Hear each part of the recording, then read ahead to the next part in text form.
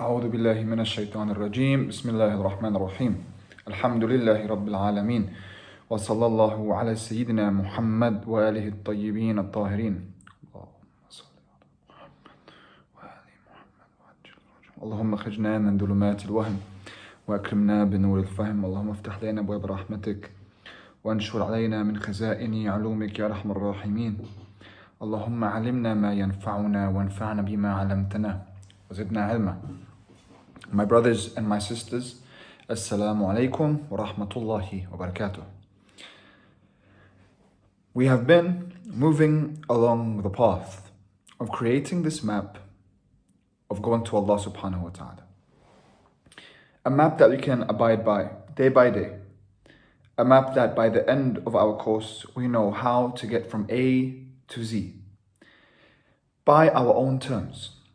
Because as we have mentioned, Allah subhanahu wa ta'ala in the Quran has said to all individuals and all human beings, إِنَّكَ كَادِحٌ إِلَىٰ رَبِّكَ كَدْحًا فَمُلَاقِيهِ.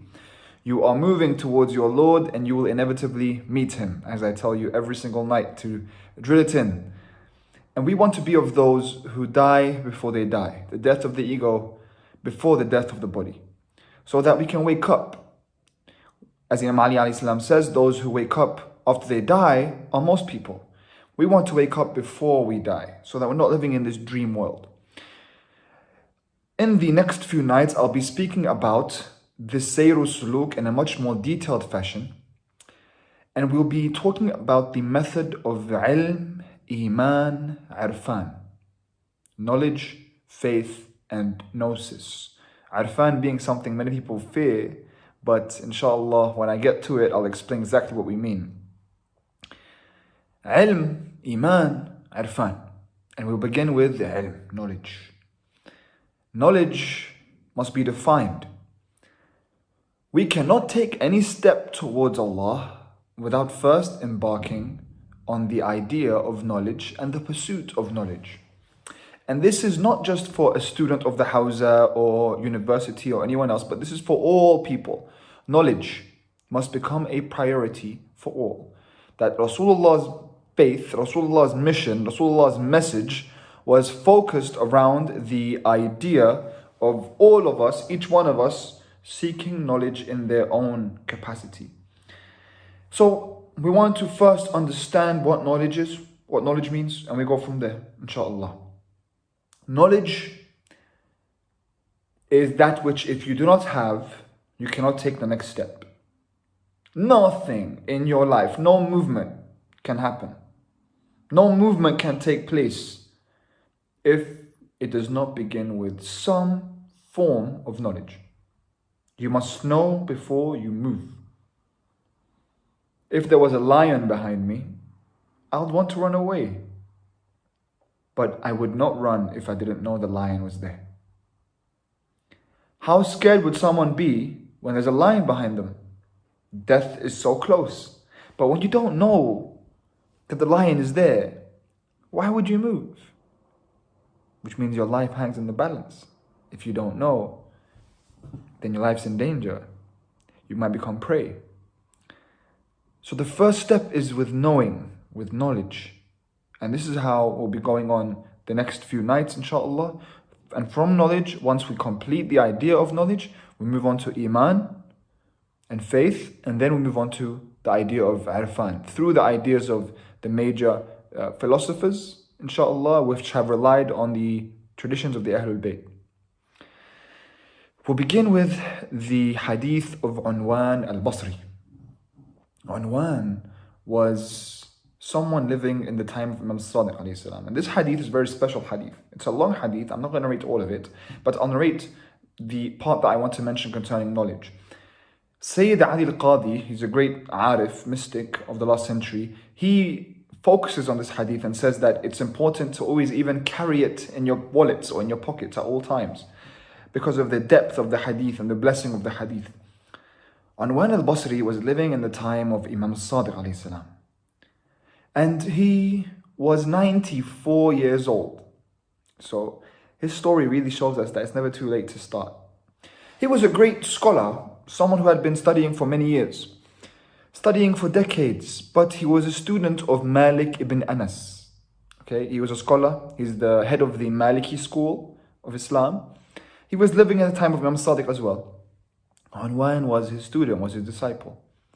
And he had been seeking knowledge his entire life. He started to realize that he had taken everything that he could from Malik. And pretty much his entire community, he wasn't benefiting from people as much, but he always knew that there was a scholar called Ja'far al-Sadiq who had an impact on his teacher, impact on the people. He never gave him that time that he gave to Malik. So he decided, let me go to this Ja'far al-Sadiq and finally figure it out for myself, because he must have something that these people don't have. I'm done with everyone. I completed everyone, but I have not completed him. Let me go see what he has. So Anwan goes to find Imam al-Sadiq alayhi salam. He finds him and he approaches him. Assalamu alaikum. I have come to seek knowledge under you. I have come to study with you. May you please accept me as your student. The Imam looks at him and says, aren't you a student of Malik ibn Anas? And he says, yes. And the Imam says to him, what do you want me for? Why do you want to study with me? You've been studying with those teachers your entire life. You can stay with them. Why do you want to come to me? It's okay, go study with Malik. And the Imam moves on. And for you to really understand what just happened here, I want you to put yourselves in the position of Anwan. Put yourself in the position where you go to Imam al-Mahdi and you ask him to be your teacher. And he tells you, wait, don't you have several other teachers around you? Go study with them. Go live with them. Go learn from them. Go apply what they tell you. Why are you coming to me for? What would happen to you? You wait your whole life for Imam Mahdi and then he tells you that? Because you've been giving your heart to someone else. Anwan, in this state, he finally saw the actions of the Imam, the knowledge of the Imam, the rhetoric of the Imam. He felt the divine presence, that his knowledge had been endowed from Allah subhanahu wa ta'ala. He felt that presence in front of the Imam, because Anwan's heart was not a dark heart. Anwan had a clear heart. So when he saw the Imam, that heart recognizes the Imam. That's how you know who the Imam is. Your heart recognizes him. But Anwan had not worked on his allegiance. He had not worked on the correct path. But he had a good heart. So when he finally felt the presence of the Imam, he knew this was the one he had been looking for all this time. But he had just been rejected by him. This weighed very heavily on Anwan's chest. He decided to go home. And he said, I lived for weeks in suffering until my chest felt like it was collapsing upon itself. He had a very difficult time to understand why the Imam rejected him. And Anwan's a smart man. When he lost all hope, he had been waiting, wanting to be with the Imam, and he didn't achieve his goal. He went to the shrine of Rasulullah and he went to seek guidance from the Prophet. And he did tawassul to the Prophet for him to intercede on behalf of his grandson. And then Anwan went to Imam Sadiq's house and knocked on the door.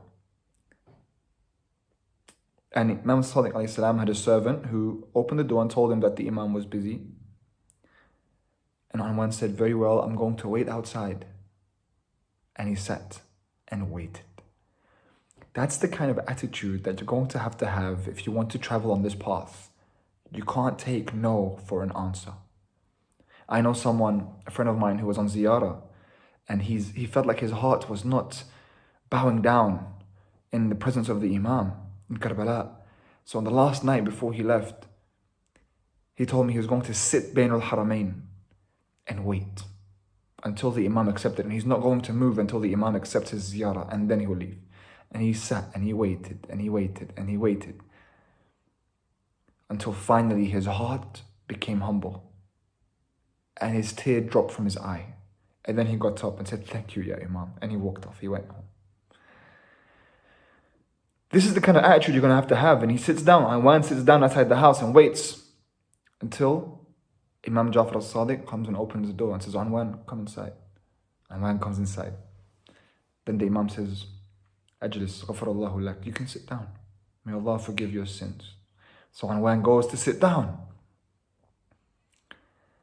He sits down and Anwan narrates a story and says the Imam sat and his glances, his eyes, every movement with his eyes felt like there was a meaning to it. Every movement with his hands was like there was a meaning to it. You see, the Imams, they have a certain way of being.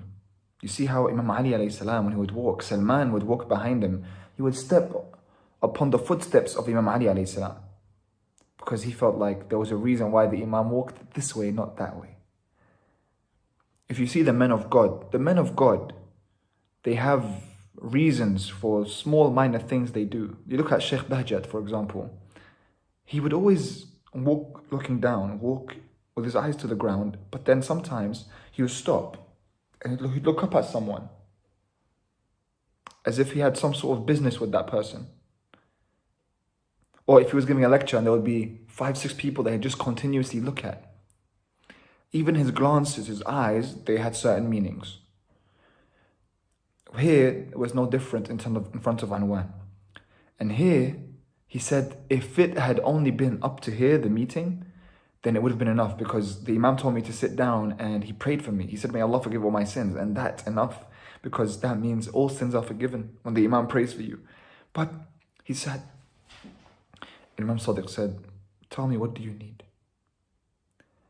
And Anwan replied, أريد العلم. I want knowledge. That's what he wants. He wants ilm. 94 years old. He wants real knowledge now. The Imam replies, one of the most profound replies that you'll find in any hadith. And this is found in many of our akhlaq books, because it goes to show you what knowledge truly is. Now, I really want you to focus on this hadith now, this line. The Imam says, Ya Anwan, al-ilm laysa bikathrat al-ta'allum, bal huwa nur min Allah yaqdifuhu fi qalb man yasha. He says, Anwan, knowledge is not in the amount of studies that you do. It's not in how many books you read. Now I say, guys, just between brackets, read books, okay? Books are important. I'm going to get to this in the coming lectures. But the Imam's telling him about real knowledge, real. He says, Anwan, books is not the way. You've been studying all this time, paper, pen. That's not going to get you the knowledge you're looking for. You've done all that now. Where did it get you? He said, Al-ilm nur min Allah. True knowledge is a light from Allah. Nur. Sent into the hearts of whom Allah wills. You see, real knowledge must enter the heart. How is the knowledge going to enter the heart if the heart is sick, darkened, conquered, turning away from Allah? Only when you turn your heart to Allah as a mirror. A mirror doesn't have its own image. It only reflects. When you turn it to Allah, then you can receive light, because Allah subhanahu wa ta'ala is all light. You turn your heart, you purify it, turn your heart to Allah through salat, through prayer 5 times, through fasting, through Ramadan, through everything that we're doing. And then Allah sends that nur. And now Anwan is learning something very important. He had been spending all his time in the books. The books are what get you ready to receive that knowledge, but he was looking at it as the ends, not just the means, the ends. The Imam told him, this is not how the knowledge is received. That's why, guys, you can receive knowledge through prayer.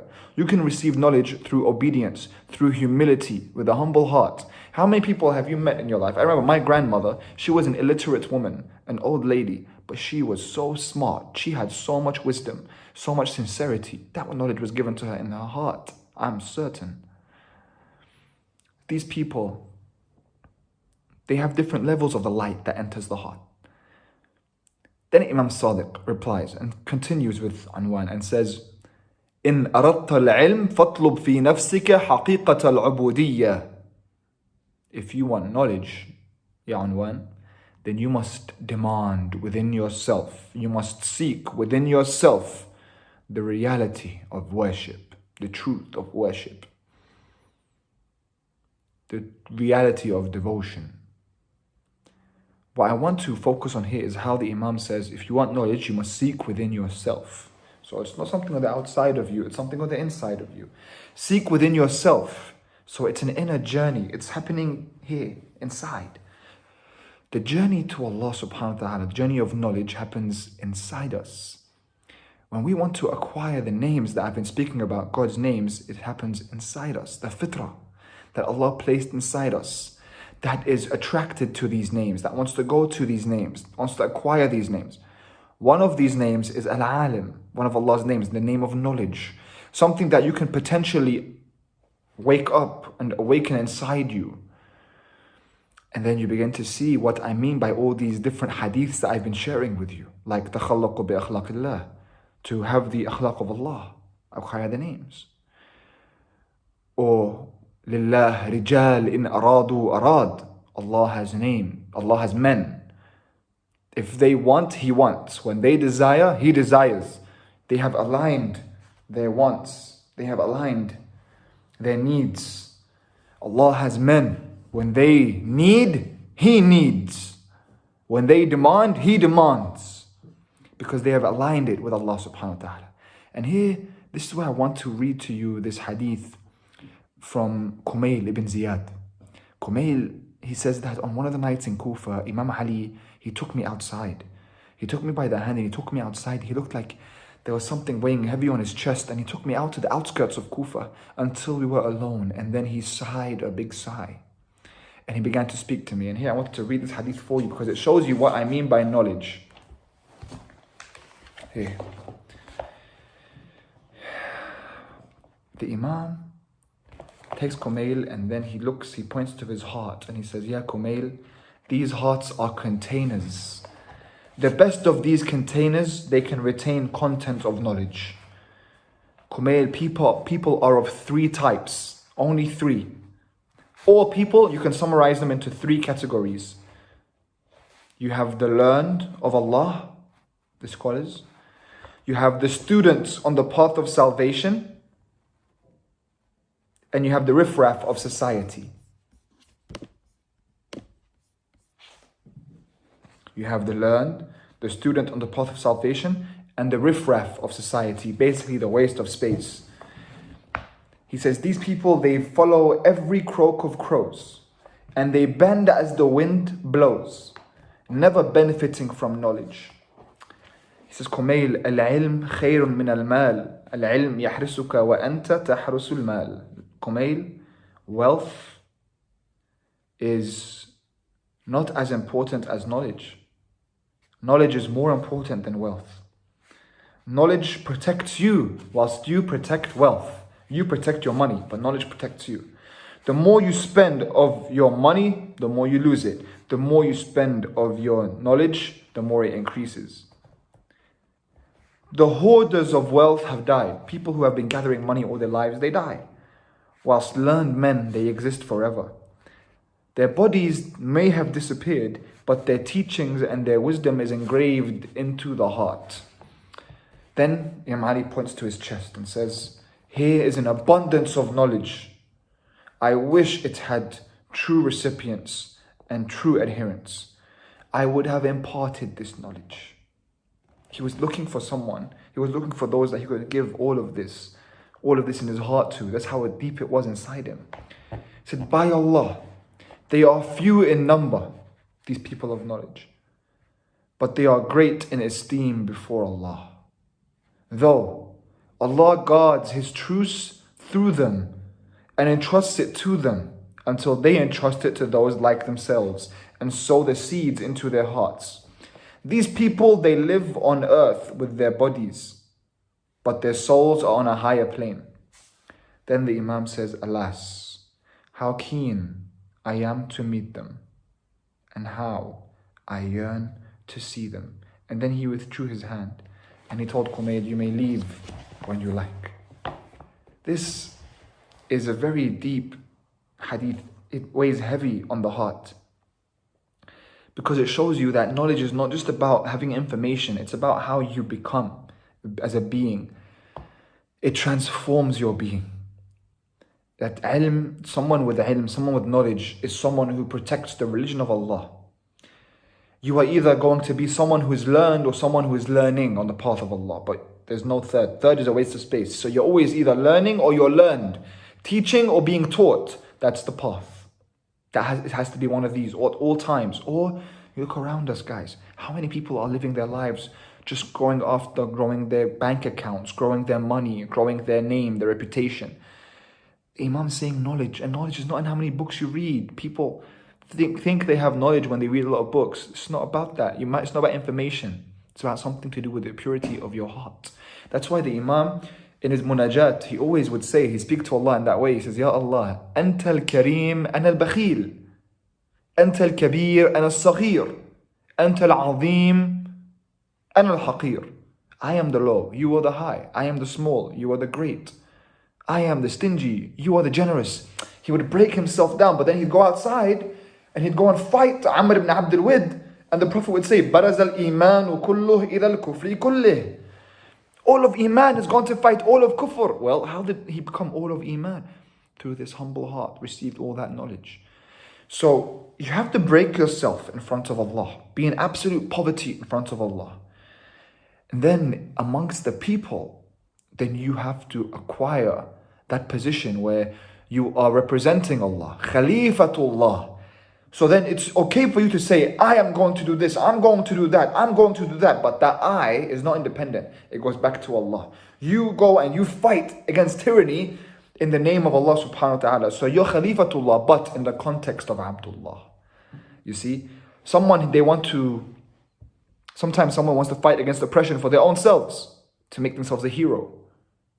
But we're not saying that. We're saying you are Khalifatullah in the context of Abdullah. Abdullah, the servant of Allah. So you know everything that you receive is simply taken from God, and it's going to be given back to God.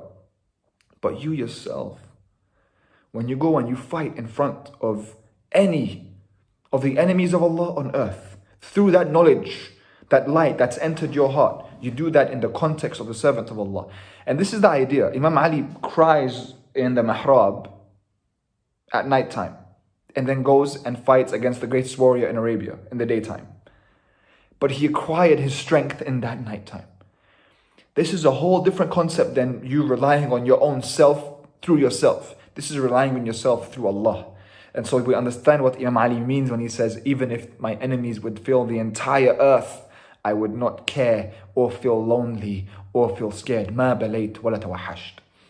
And this path of knowledge, my brothers and my sisters, it's not for just a select few people. So someone watching this saying, oh, okay, scholars. No, all of you, all of us. Doesn't matter who you are, where you're from, and all of us can begin from a certain stage. I was 21 years old when I began my journey on knowledge, and it's all been filled with divine signs since I began. I couldn't speak Arabic properly, and I saw it when I made the intention. I had a very interesting experience. Maybe one day we can speak about it, maybe in one of the future events. And after that experience, I decided I want to commit my life to knowledge now. And when I was 21, I came back. I was 20 here, actually. I was 20 years old. I came back to London. I was in Spain at the time. I had that very interesting experience in Spain. And I thought I was going to die. And I didn't die. So when I came back, I wanted to commit my life to Allah. My friend told me, come, let's go to the masjid. Let's read Quran. It was Shahr Ramadan, actually. That's when my life changed. And I said, I'm embarrassed to go to the masjid and read because I can't read Quran properly.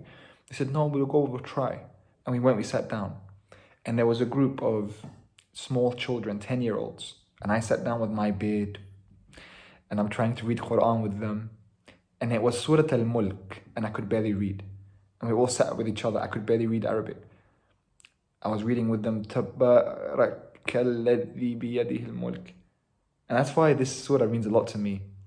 Because it was our homework. I had to go and I had to read it and come back and read it properly with the teacher, who was my age. And it was a humbling experience. And then I was also taught about a dua called Dua al-Ahd. That this dua is a dua of allegiance to Imam al-Mahdi. And if you read it every day, then you are aligning your heart with the Imam 40 days, 40 mornings in a row.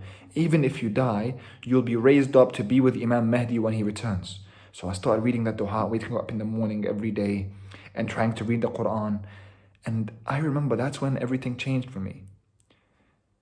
Only a year later, I found myself in Lebanon trying to learn Arabic in the Hausa. And I had spent the first year and a half in a lot of difficulty because of how difficult Arabic was for me. And people would tell me, give up. My mom would tell me, come back. It was a very difficult time, a year and a half, and I was on my own. And I had many times where I thought I might stop, I might give up, but I kept pushing through. Like I wanted something more. I had not planned to become a sheikh or anything. I just wanted knowledge. And it starts with language, but there was a sign, many signs. And one of the signs was a brother named Mehdi. Mehdi was in my class, my year 1 class in Hausa. And Mehdi was special because Mehdi was blind. He could not see. Every morning we had to help him to come into the door, holding by the arms and setting him down. And he would record the classes and go home and he listens to them at nighttime. He listens to them, that's how he studies because he can't read. But every time the teacher would ask a question the next day, who do you think would be the one to answer the question first? That's right, Mehdi. He would put his hand up, he would answer. And I would look and I'd say, SubhanAllah, look at the effort he's putting in. And he can't see, and I have eyes. Why am I not putting as much effort as he is? And that would push me. In the library at night, I would see people from all over the world, from different countries in Africa, who had left their families. They were of old age, like Unwan, had started new. And I'd see their determination. I remember one of them, he would say, أنام على الكتاب لعل الله يعطيني علما. He said, I sleep on the book so that Allah may give me knowledge. And literally, I'd go into the library at 2 a.m. and he'd be there like sleeping on the book. You find some funny characters sometimes in Hausa. But I remember one night I was told how Allama Tabatabai, one of our greatest scholars, the writer of Tafsir al-Mizan, how he had to redo his Arabic course 4 times. And I said, no. That night I was in the library and I said, that can't be true. Is that true? And it really affected me to think Allama had to redo his Arabic. And that night, I went up to my room. And as I was going inside, usually they have notes outside the dorms. Every week they change letters from the ulama or their stories. And this time it was Allama Tabatabai and his story about how he had to redo his courses. And I saw and I thought, you know how Kung Fu Panda in Master Uguay, he says, there are no accidents. So I thought, this is not an accident. So I looked and Allama said how in the beginning of his path, it was difficult for him to understand. And his teacher told him, look, you don't have to do this. You don't have to commit your life to Hausa. You can leave. And this really hurt Allama at a very young age. And he performed a 2 rak'ah prayer with utmost sincerity. And he said, ever since that prayer, everything changed. And I began to feel an invisible hand guiding me. And then he said, though I be a thorn, and though there be a flower to grace the meadow, I grow by the hand that nurtures me. You see, he had this faith in Allah. Allah opened his heart and he received an abundance of light as knowledge. And he became Allama Tabatabai. So this is upon us now, my brothers, my sisters, to humble our hearts and embark on the pursuit of knowledge and turn the mirror towards the sun and let it reflect so that the light may enter into our hearts. The same way Imam Sadiq alayhi salam told Unwan that it would once Allah subhanahu wa ta'ala willed it. Walhamdulillahi Rabbil Alameen wa sallallahu ala Sayyidina Muhammad wa alihi at-tayyibin at-tahirin.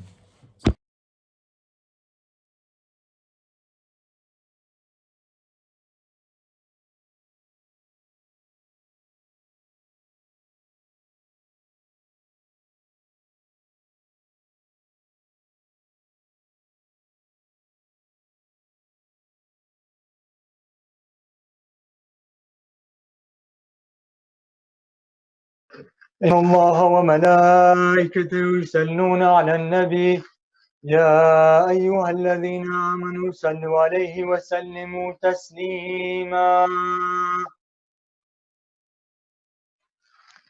الله أكبر الله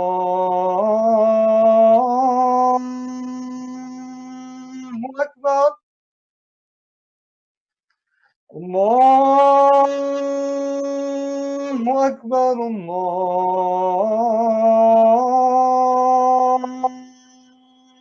أكبر أشهد أن لا إله إلا الله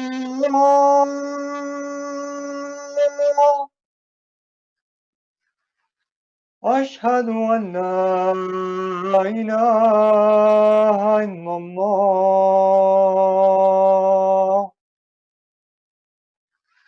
أشهد أن محمدا رسول الله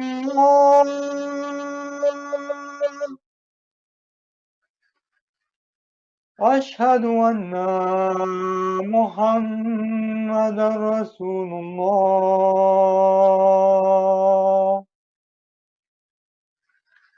أشهد أن أمير المؤمنين وإمام المتقين عليا حجة الله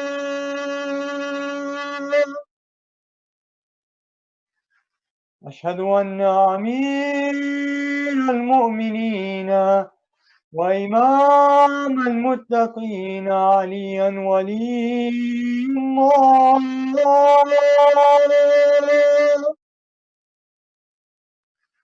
هيا على الصلاة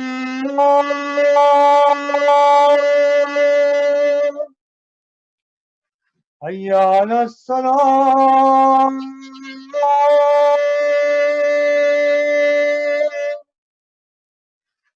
هيا على الفلاح